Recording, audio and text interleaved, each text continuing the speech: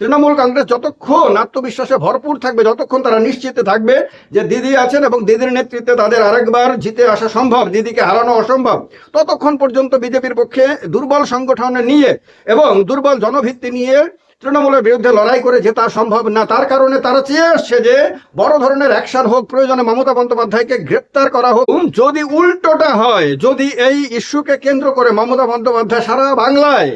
ব্যাপক আন্দোলন সৃষ্টি করে দিতে পারেন এবং যে বাংলাকে দখল করার জন্য দেখো দিল্লি তার শক্তিকে কিভাবে অপব্যবহার করছে, কেন্দ্রীয় বাহিনীগুলোকে কিভাবে অপব্যবহার করছে এবং তৃণমূল কংগ্রেসের আভ্যন্তরীণ তথ্য জানার জন্য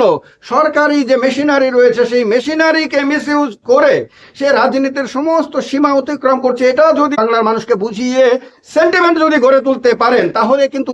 এমন বড় ধাক্কা খাবে যেটা কিন্তু তাদের পক্ষে সহ্য করা অন্তত পক্ষে 26-এর বিধানসভা নির্বাচনে সম্ভব হবে না।